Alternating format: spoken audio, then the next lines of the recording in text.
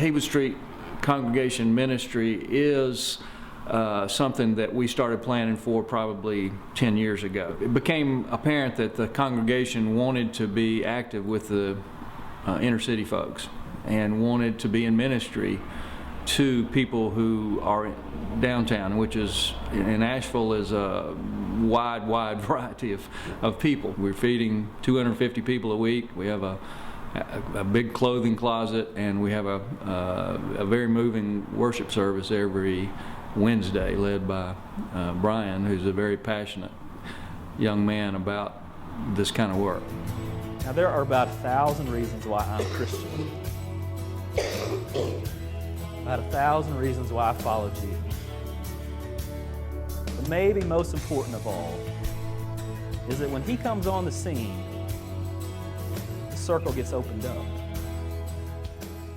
I think maybe what the most important thing we're doing is kind of flipping ministry's model on its head. Typically, what happens with church is that a minister comes in, assumes a particular knowledge of the context, and then casts a vision and then follows a certain amount of delineated steps to do that. What we've done here instead is say, I'm just going to be on the streets, I'm just going to listen, I'm going to hang out at the soup kitchen, I'm going to go under the bridge, I'm going to be in the park, and just listen to what people say they need.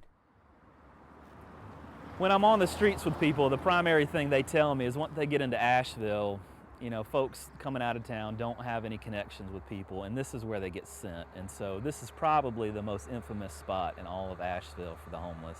It's pretty rough. You're going to see flies and feces, you're going to see used syringes and empty beer bottles, you're going to see a lot of toilet paper laying around and clothes, and this is the first stop for people. And so this used to be the ice provider for the River Arts District when the mills were in operation, and since then it's become this kind of derelict building, and it's abandoned, and it's just a spot for the homeless to use. And so you don't see a lot of people here.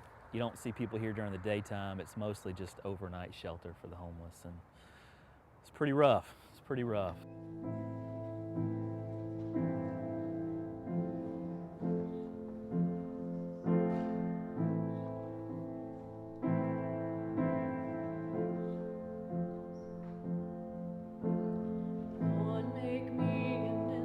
I really come for the service. The service is great, very spiritual.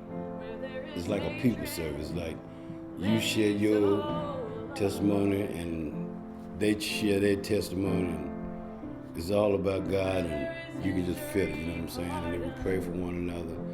It's really spiritual. There's a lot of love in the congregation too. A lot of love.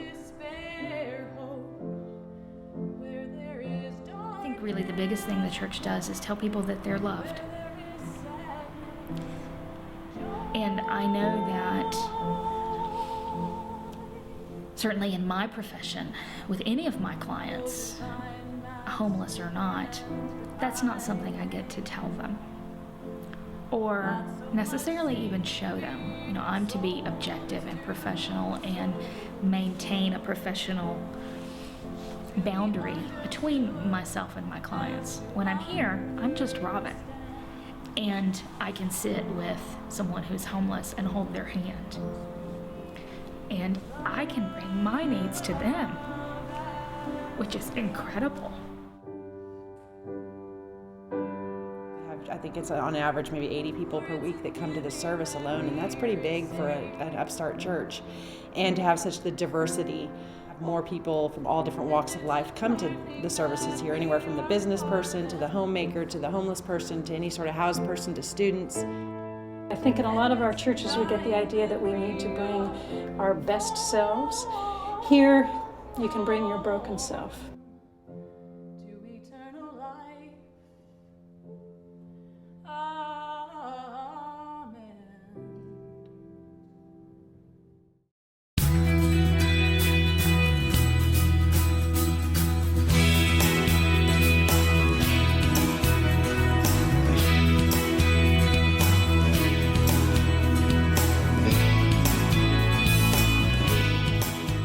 We're in charge of the downtown welcome table. which is a weekly meal on Wednesdays. We serve from 11:30 until 1 or until the food is gone, which sometimes that happens. We got together to start doing this. We were new empty nesters and heard about Haywood Street Congregation and just came down and talked to Brian about what was needed and decided to take on the welcome table. Got all these different people eating together, praying together, holding hands together, passing a plate of bread together. That is not offered anywhere, so that's a unique piece. At first, Amy and Shelley would go to AHO and the Salvation Army and let people know that we were having this, and that's how it got started, and then it got word of mouth. And Brian said somebody he talked to last week came up to him and told him that he passed 2 lunch kitchens or soup kitchens to come here because he knew that it was a really good hot meal and that the person felt like they were at home.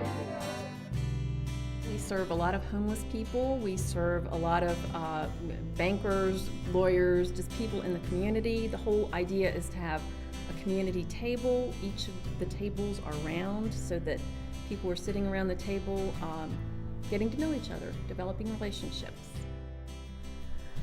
I was pumping gas last night at about 9:30 when I had a guy come up to me, and I was sitting in my truck and he literally almost got in the vehicle and said, "Yeah, I was down there at Haywood Street and y'all fed me so well and there was fresh vegetables and you didn't leave me hungry," and that meant a lot to me. And so I think Amy and Shelley are getting a taste of that, and it feels like church.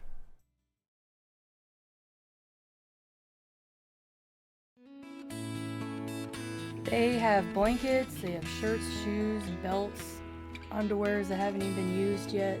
I got an outfit here for an interview one time. The ladies here are very supportive. If you ever need anybody to talk to, they're here to listen. Pretty much anything you need's here. Another clothing closet in town was relocated over here, and it has since then has expanded. It started out kind of a shell of a space with a lot of boxes and bags, and it's come a long way. We had a gentleman come in, I think it was about a week ago, with his son, and he was looking for a shirt and shoes. We really didn't have anything that would fit him. One of the volunteers had found a pair of shoes, but unfortunately they were too small. But even though they were too small, the father was just like, go ahead and put your feet in, and his son was saying, Dad, they're too tight. And he said, no, you can do this, just force your foot in the shoe, it's okay. And it's stuff like that that breaks your heart because you want to help. It's not robbery to give to somebody else in need, especially when you have the means and resources where you can replenish what you already have. When I was in college, I came out, and in the Methodist Church, it's a little bit hard to follow your dreams. And through this congregation, I found a place where I'm welcomed, where I'm loved, where I'm affirmed. And not only me, but everybody with all the different baggage that people bring are able to come and just be themselves and be a powerful part of the community of God, which I think is what church should be about. I feel like this is the closest to what true community and what Jesus really wanted community to be.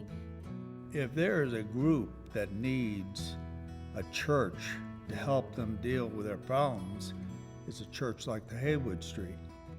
Because this is the only ministry that I know that totally embraces the mentally ill.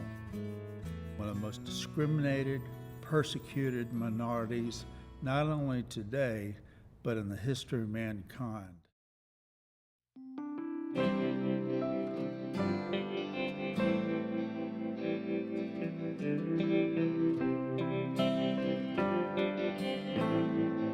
I think that the people are really great here.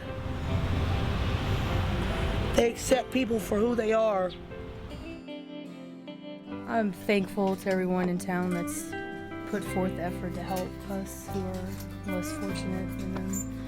It means a lot to me, because I wasn't always in this situation.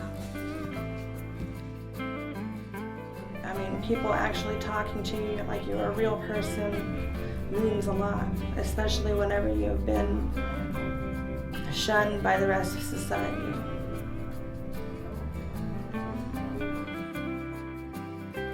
There's a lot of people out there that deserve help, and they don't know where to turn. And there is people out here like here that are willing to reach out in the day and when people are so distraught they don't know what to do.